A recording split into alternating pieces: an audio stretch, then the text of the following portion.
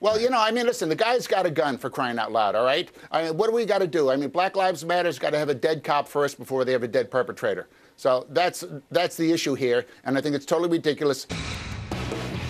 The Justice Department announcing that no federal charges will be filed against two white police officers who shot and killed Alton Sterling in Baton Rouge last year. The state police now investigating the case. Here to discuss, CNN political commentator and BET News host Mark Lamont Hill and CNN law enforcement analyst and retired NYPD detective Harry Houck. So here are the details that we know about this case, and I'll just remind everybody of them because this happened last July. So Alton Sterling was approached by two white police officers.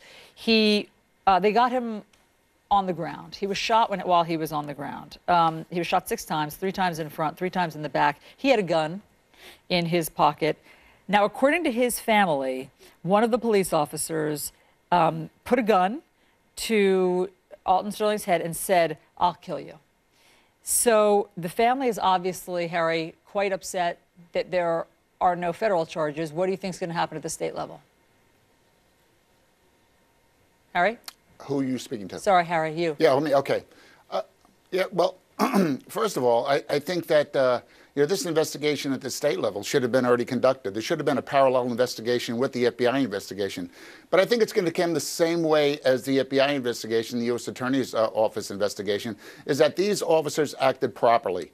Here, the fact, I don't know, how does Alton Sterling's family know that the officer said, you know, I'm going to kill you? Well, they said that federal prosecutors told them, because there is video, there's cell phone video, and there's also other video, including the body camera of the officers, but it hasn't been released to the public. So, I mean, they're basically saying that investigators, this is the cell phone video, then there is other video and audio that the officers were wearing that we haven't seen, okay? And they said that investigators shared it with them. Yeah, no, but still, it's okay if he says, hey, I'm going to kill you. The fact is that they went on a call where a man was armed with a weapon, okay? They wrestled this man, and I watched that video about 12 times. You can see when he's down on the ground, his right arm is trying to move like this, where it looks to me they was reaching for his weapon. Now, those officers fired because he kept on trying to reach for his weapon. Remember, this man was arrested back in 2009, I believe, for the same exact thing, and he went along peaceably. Okay. Apparently, he did not want to go along peaceably today. Okay, Mark, how do you see it? A little bit different. I think there's a question of legal guilt or being decided to be not guilty, and a question of innocence. The videotape doesn't show that he was reaching for the gun. The videotape doesn't prove that he was trying to shoot the officers. In fact, there's a moment during the shots where we go off camera. So it's very difficult to determine one way or the other. So I'm not comfortable saying that the police were blameless here. I'm not comfortable saying that the police were defending their lives. That to me is not a fair claim. I think there is a claim to be made, though, that that it didn't meet the legal standard of proof to find them guilty or to be charged. The second thing here, though, is that second round of shots I did find really troublesome. It seemed to me that after being shot multiple times, he didn't need to be shot again. That's an issue for me. Mark, I want to just say hold on, Harry, one second, because there's a larger issue here, and the reason that we're revisiting all of this is because it was this case that started this sort of terrible cascading event that we saw last summer. Yeah. First, it was this case, Alton Sterling. We saw lots of protests and anger about what had happened to him. And then there was the Philando Castile case in Minnesota, where he was shot in the car where his girlfriend was live streaming it on Facebook, which was just so shocking to everyone. That caused a lot of outrage and protest. And then there was the terrible ambush on police officers in Dallas.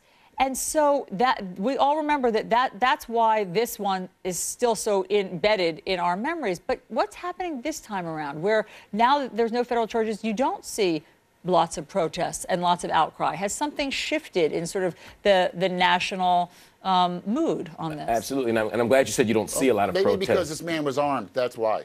I mean, that's one. I'm sorry, who was that question to? Hold on, Harry. That's a good point. I mean, maybe do you think, Mark, that it's because the circumstances in this one are different? No, because I still think there are questions to be raised. One, of course, is an officer. They're totally different. An officer saying, "I'm going to kill you," is a provocative gesture. Again, I'm not making a case about legal guilt. He's fighting for his life, Mark. Well, something you probably never had to do. But the officer is sitting there fighting for his life with another man, and an armed man. Harry, I'm just trying to have a conversation about Black Lives Matter. If you'd let me finish, you'd understand we're not even disagreeing on this point.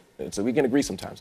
So What I'm saying is that when you look at the response, part of it is that people are frustrated by the initial part of the case. People are questioning the second round of shots. There are questions, but you made the exact observation. You don't see a lot of protests. It doesn't mean that they're not happening. The national conversation has shifted. In 2015, it was really important to talk about Black lives, and suddenly, when the media doesn't put as much attention on it, it doesn't mean that people aren't still protesting. But what does that mean? But then what do protests look like? It means they're still organizing. Do you want me to explain the second shots? People are not yet, Harry. Go ahead. People are still organizing. People are still resisting. People are still on the ground.